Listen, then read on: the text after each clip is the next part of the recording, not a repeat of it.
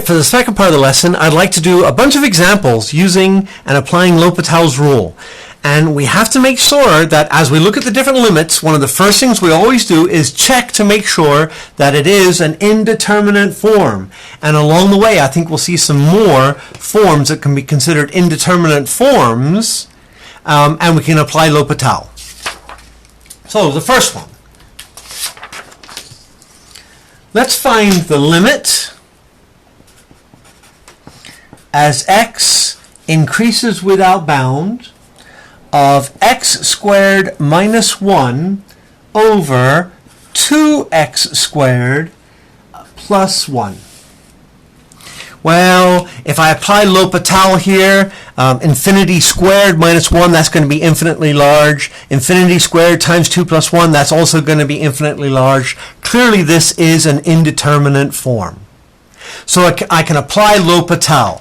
The way we indicate that we're going to applying L'Hopital is we're going to draw a little arrow with an H and a circle on it. That means I'm applying L'Hopital's rule. So now I'm going to get the limit as x becomes infinitely large of the derivative here would be 2x over the derivative here would be 4x.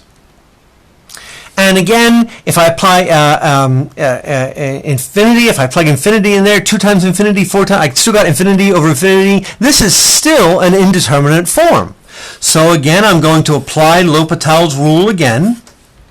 And now I'm going to have the limit as x increases without bound of 2 over 4, which is the limit as x increases without bound of 1/2. And as I let x's get bigger and bigger and bigger, the limit as a constant is 1/2. So the limit as x increases without bound of this over this is 1/2. Do you remember the trick we did back in with limits? We multiplied by 1 over x squared over 1 over x squared. And we ended up with 1 over 2 and then let the other ones become infinitely small and we got 1/2. So this is the calculus way of doing it, not just the limit way. And as we can see, we can do a lot more very difficult ones using L'Hopital's rule here. All right, so now I've got several examples. Let's go through and do a whole bunch of examples now. Here we go. So for the next one, what's the limit as x approaches 1 of x to the 6th minus 1 over x to the 3rd minus 1? Well, if I, again, is this indeterminate form? If I plug in 1 to the 6th minus 1, 1 to the 3rd minus 1, 0 over 0, it definitely is an indeterminate form. I'm going to apply L'Hopital. And as I apply L'Hopital, what's going to happen? Now I'm going to have the limit as x approaches 1 of 6x to the 5th over 3x squared. Now, can I substitute in 1? Is it indeterminate if I substitute in 1? No. So now I can go ahead and substitute in 1. So I'm going to get 6 times 1 to the 5th power over 3 times 1 squared, which is going to be 6 over 3, which is 2. The limit as x approaches 1 of x to the 6th minus 1 over x cubed minus 1 is 2. See, as soon as I applied L'Hopital, it was no longer an indeterminate form. I could do my direct substitution. All right, let's take a look at another one. And I got a bunch of these. Here we go. Got a bunch of examples here. How about the limit as x's increase without bound of 3x squared plus 1 over x minus 5. Okay, can you get ahead of me on this one? First, is this an indeterminate form? If I plug infinity, infinity, infinity, yeah, it definitely is going to be infinitely over infinity. So I'm going to apply L'Hopital, and I'm going to get the limit as x increases without bound of 6x over 1, which is the limit as x's increase without bound of 6x. Now, is this an indeterminate form? If I plug infinity here, do I get infinity over infinity or 0 over 0 or anything? No. If I plug infinitely large numbers in there, multiply it by 6, it's just going to become larger and larger and larger. So this limit is infinite. The answer is infinity here. The limit as x is increases without bound of this would be infinite. All right, let's take a look at another example. How about the limit as x's increase without bound of x cubed over e to the x? All right, is this L'Hopital, or is this an indeterminate form? Infinity cubed is very, very big. E is a number bigger than 1, remember, 2 point whatever. And as I take it to powers bigger and bigger and bigger, this is going to get bigger and bigger and bigger. This is infinity over infinity. So, yep, it definitely is an indeterminate form. So I'm going to apply L'Hopital. And I'm going to get the limit as x increases without bound of 3x squared over, what is the derivative of e to the x? Oh, we should know this one. It's e to the x, right? All right, so now if I substitute in here, this is infinitely large. This is also infinitely large. I've still got an indeterminate form, so I'm going to apply L'Hopital again. And I get the limit as x's increase without bound of the derivative of the top would be 6x over e to the x. And again, as x's get larger and larger and larger, this is still an indeterminate form. I'm going to apply L'Hopital again. And I get the limit as x's increase without bound of 6 over e to the x. Now, is this indeterminate? If I let x's get bigger and bigger and bigger, this is going to stay the same. The denominator, e to the x, is getting bigger and bigger and bigger and bigger and bigger. So the bottom, e to the x, is getting bigger and bigger and bigger and bigger and bigger. So what's happening to this? 6 over numbers that get bigger and bigger and bigger. And of course the answer is 0. It approaches 0. All right, let's take a look at another example. I'm going to do some of the even numbered ones out of the exercise set. I think this is problem number 10.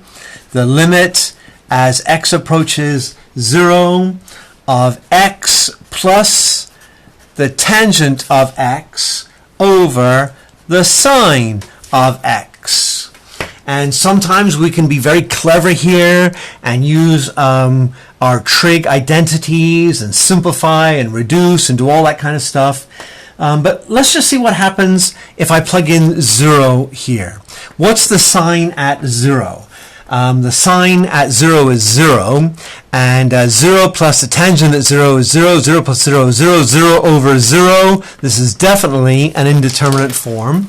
So I'm going to apply L'Hopital, and now I'm going to get the limit as x approaches 0 of 1 plus secant squared x over cosine x. Is this indeterminate? No. I can let this become 0 here. So I'm going to have 1 plus the secant at 0 squared over, what's the cosine at 0? I'm going to get 1 plus the secant at 0 is 1. 1 squared over the cosine of 0 is 1. I'm going to get 1 plus 1 over 1. I get 2.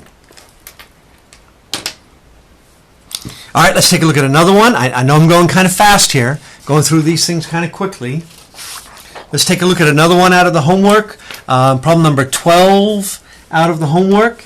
This one's interesting. The limit as x approaches pi of the tangent of x over x. Now let's see, is this indeterminate? If I plug in pi in here, will I get 0 over 0 or infinity over infinity or anything weird like that? No, I don't think L'Hopital does not apply here. I can actually do direct substitution in here. And I'm going to get the tangent of pi over pi. What is the tangent of pi? The tangent of pi is 0 over pi, which is just going to be 0. So no L'Hopital here. This was not an indeterminate form. L'Hopital did not apply. All right, let's take a look at another one. Ooh, going through lots of piece of paper here. Let's see, problem number 14. How about the limit as x approaches 3 pi over 2? I know how much you guys love these trig ones. Of the cosine of x over x minus 3 pi over 2. Is this an indeterminate form? Well, if I plug 3 pi over 2 in the denominator, 3 pi over 2 minus 3 pi over 2, that's 0. What is the cosine at 3 pi over 2? The cosine at 270 degrees is 0. I get 0 over 0. So this is definitely an indeterminate form, 0 over 0. So let's apply L'Hopital here. And I'm going to get the limit as x approaches 3 pi over 2 of the derivative of the cosine is negative sine over, what's the derivative of x minus 3 pi over 2? Well, 3 pi over 2 is just a constant. That's going to disappear. And the derivative of x is just 1.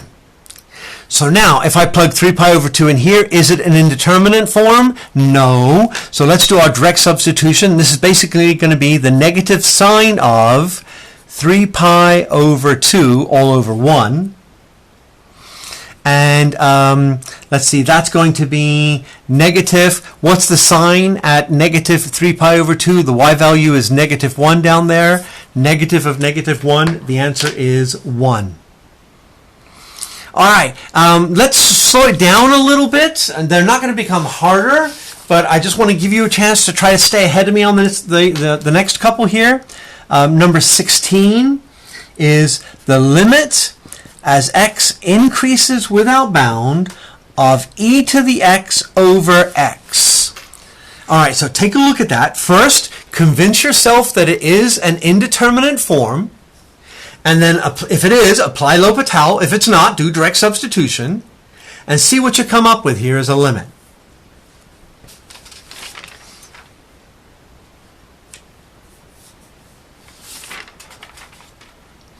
Well, if I do direct substitution, I'm going to get infinity over infinity, so L'Hopital is definitely going to apply.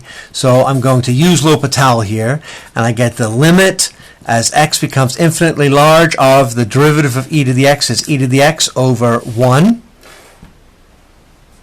So what I've really got is the limit as x's become infinitely large of e to the x. Is that an indeterminate form? No. As the x's get bigger and bigger and bigger, e to the power of that is getting bigger and bigger and bigger. This limit is infinite.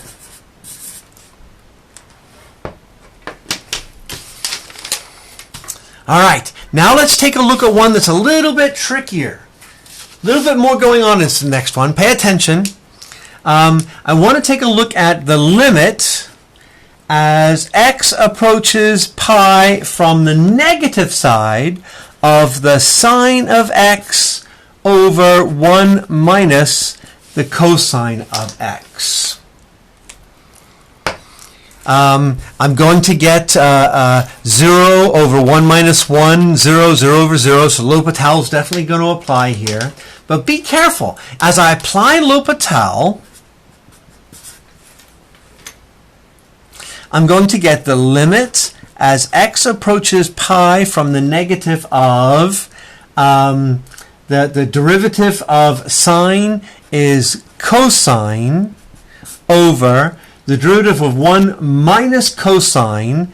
Derivative of 1 is 0. The derivative of cosine is negative sine. So the negative of negative sine is just going to be the sine of x. And as I take a look at this and think about, well, what happens as I approach pi from the negative, my first thought here is that this is going to become negative infinity. But this is actually wrong. Well, why is this wrong? Well, let's take a look at it from a different point of view. The limit as x approaches pi from the negative of the sine of x over 1 minus cosine x. And if I think about this as the sine of pi over 1 minus the cosine of pi, I get 0 over 1 minus negative 1, 0 over 2, which is actually 0. So where did this one go wrong? So, well, you have to be careful with that indeterminate form here. All right, talking about indeterminate forms, let's look at some other possibilities for indeterminate forms.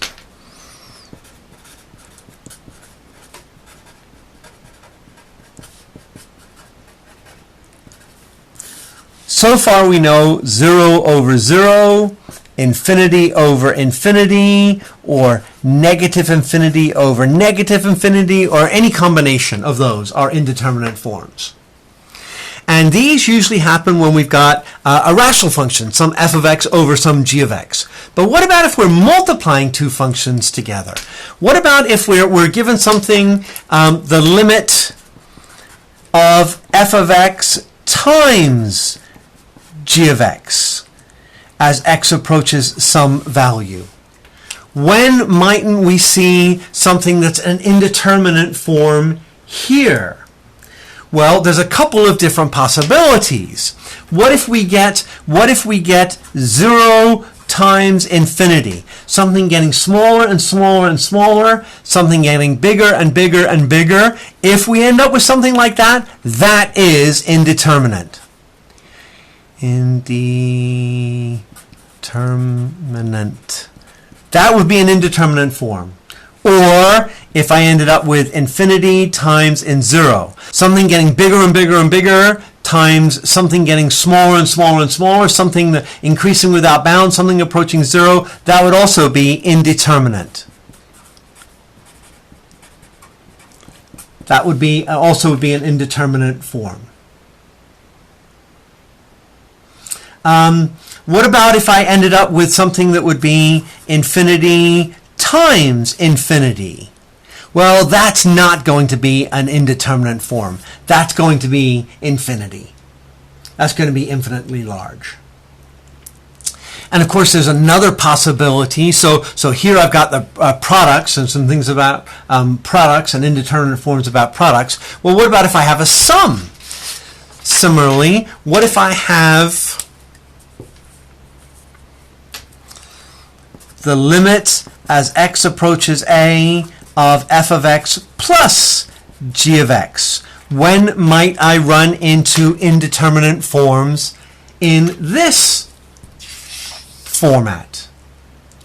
Well, if I end up with something like infinity plus infinity, if they're both infinitely large, that's not an indeterminate form. That's going to be infinity. If I end up with something like 0 minus infinity, well, 0 minus infinity, that's not going to be an indeterminate form. That's going to be negative infinity. If I end up with something like infinity minus 0, that's not going to be an indeterminate form. That's going to be infinity. But the one that causes problems is infinity minus infinity. That causes problems. That is indeterminate.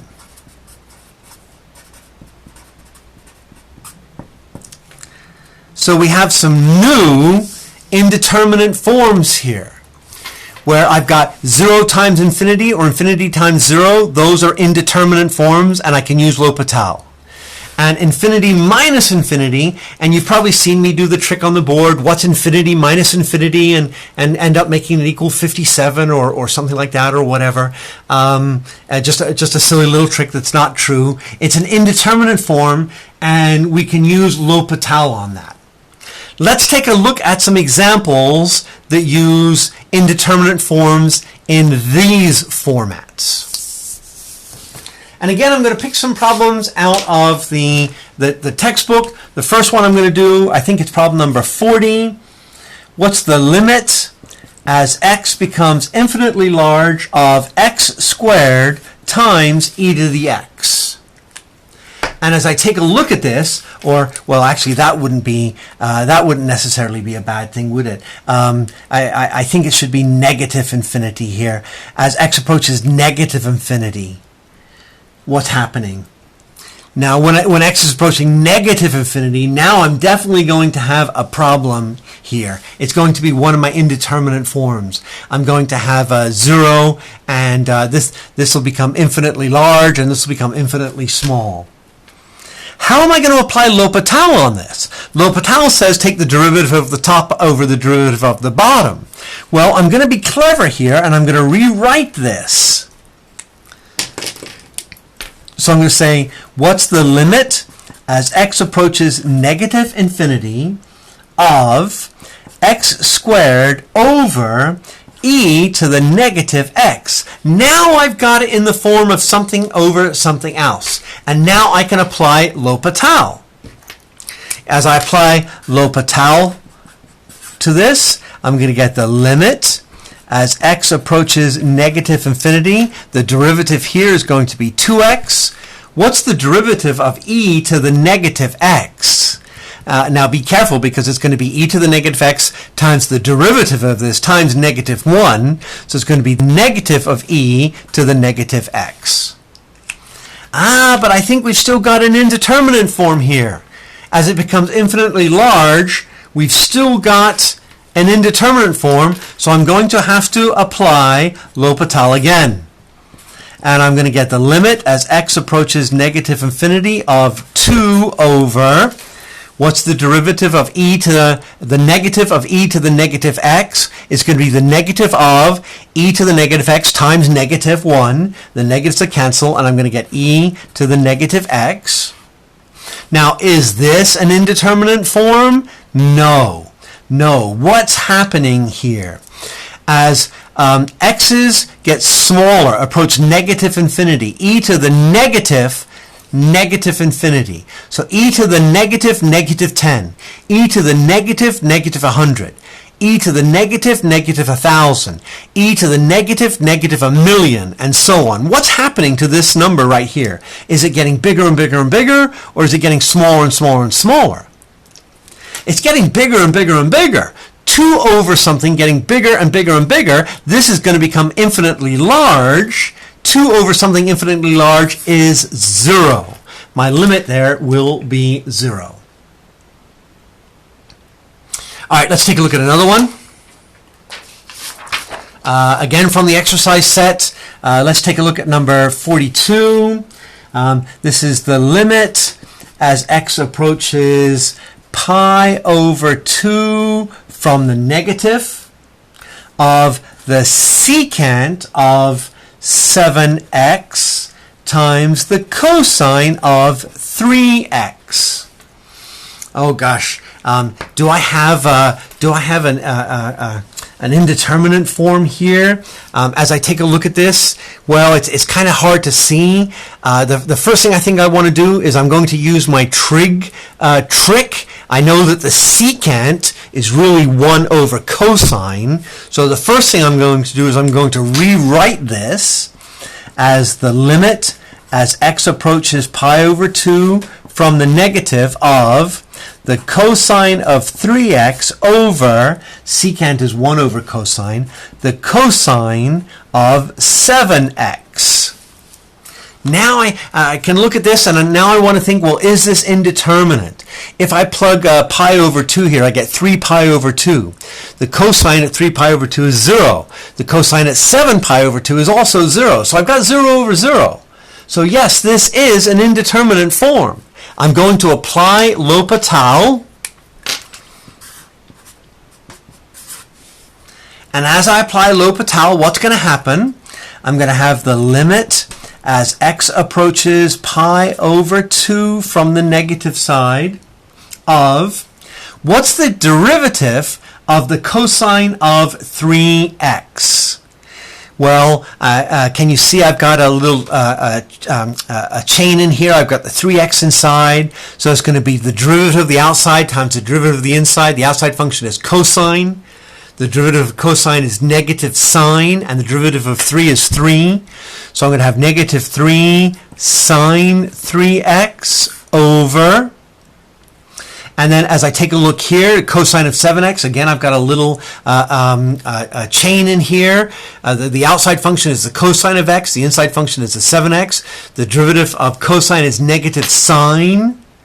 And the derivative of 7x is times 7. So I'm going to have negative 7 times the sine of 7x. Now, is this an indeterminate form? If I plug in pi over 2 here, 3 pi over 2 and 7 pi over 2, no, this is not going to be indeterminate form. I'm going to do my direct substitution.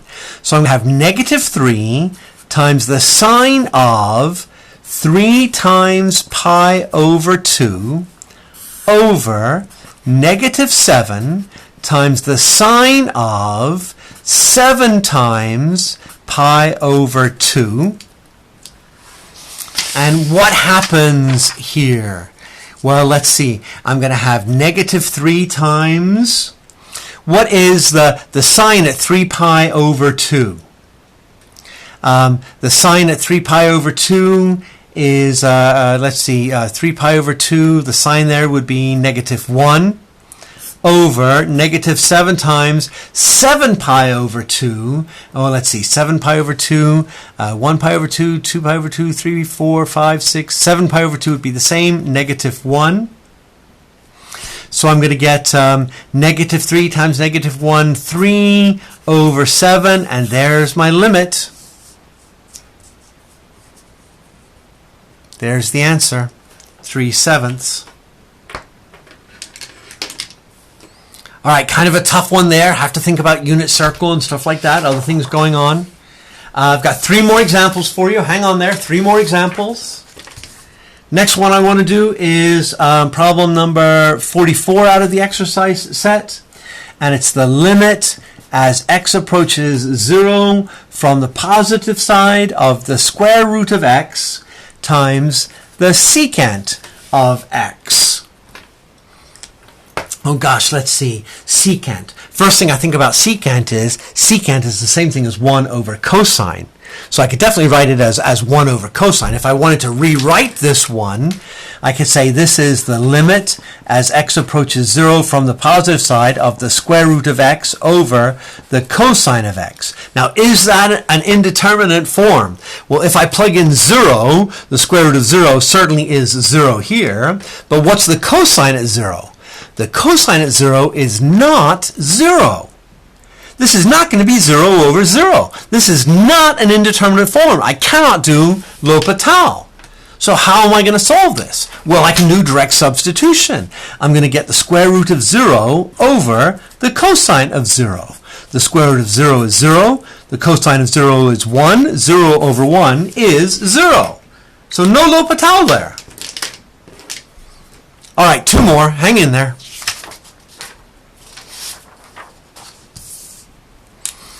Problem number 46 out of the exercise set says the limit as x approaches 1 from the positive side of x minus 1 times the tangent of, let's say, pi over 2 x. Here's another tough one, taking a look at this one. What do I know about this one? Is this really an indeterminate form? I kind of want to look at it as something over something else. Tangent, I can think about that as sine over cosine, but I want a nice clean denominator. So I'm going to write this, and I know this might seem a little awkward at first, but the limit as x approaches 1 from the positive side of x minus 1 over the cotangent of pi over 2 x. Now, is this an indeterminate form?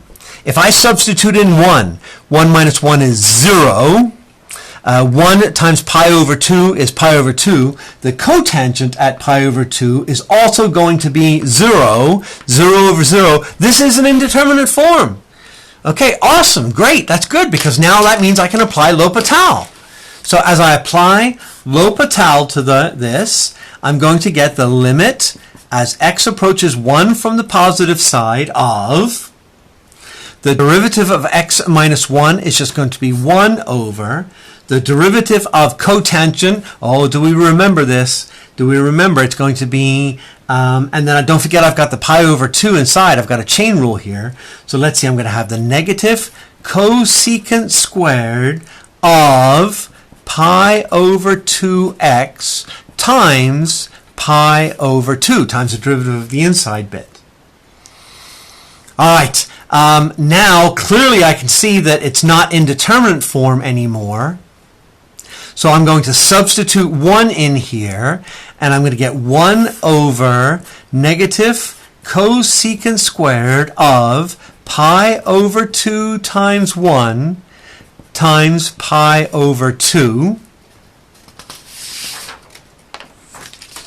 which is going to give me 1 over negative, now let's think about this as the cosecant of pi over 2 squared times pi over 2, right? Cosecant squared of pi over 2, cosecant pi over 2 squared, these are the same thing.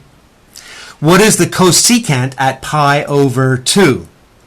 The cosecant at pi over 2 is, what is that going to be? It's 2, right? Isn't it 2? So 1 over negative,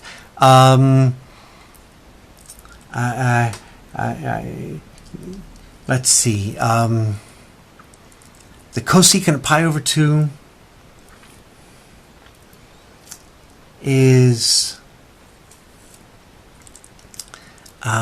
2 squared times pi over 2, which is 1 over negative 4 times pi over 2, which is negative 1 over pi over 2, which is negative 2 over pi. There it is, negative 2 over pi. Oh, that was a tough one. A lot going on in that one. All right, one more. Again, let's take a look at another one from the exercise set, another tough one. This is problem number 48. And it wants to know the limit as x approaches 0 of the cosecant of x minus the cotangent of x. Well, let's kind of mess around with this one a little bit. Let's see if we can clean this up here. The limit as x approaches 0 of cosecant is 1 over the sine of x minus the cotangent is the cosine of x over the sine of x.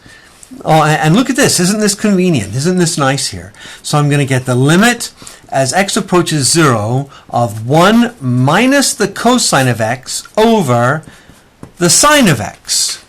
So now I've got it in a nice, well-behaved format where I can take a look at it and ask myself, is this an indeterminate form? If I plug in 0, the sine at 0 is 0. The cosine at 0 is 1. 1 minus 1 is 0. 0 over 0. This is definitely an indeterminate form. So I'm going to apply L'Hopital here, and I'm going to get the limit as x approaches 0 of the derivative of 1 minus cosine. Well, the 1's going to disappear. The derivative of cosine is negative sine. So negative sine is just going to give me sine of x over the derivative of sine is cosine of x. Now, is this an indeterminate form? If I substitute in 0, what's the sine at 0? Sine at 0 is 0. The cosine at 0 is 1. So it's not an indeterminate form. I get 0 over 1, which is 0. All right, there it is. I know I blew through a whole bunch of different example problems there. I wanted you to see L'Hopital used a whole bunch of different ways and looking at it and looking at the different types of indeterminate forms here. Go take a look at the homework. Shouldn't be so bad, messing around with it and playing around with it. Sometimes you might not see the first step. Use the Student Solutions Manual, but when you do, just take a look at the very first step. See what's the first thing that they do, and then see if you can finish it from there. Take a look at that, and then the light should come on and say, oh yeah, and now I can do this and I can do that, and finish it up nice and easy. All right, guys, good luck. And hopefully this will be the very last video lesson that I ever have to give you. And I really hope to be back on Monday. If not, it could be extended another week. I do have another week's worth of video lessons to go, but I'd be quite happy to delete them and to do them in person. But, you know, I don't know what's going on right now. It's kind of in the future. We'll have to see. I really hope to be there next Monday. But if not, we'll continue this format, keep going, and I will definitely be there after spring break. So I hope to see you guys soon. Good luck with the lesson. Bye.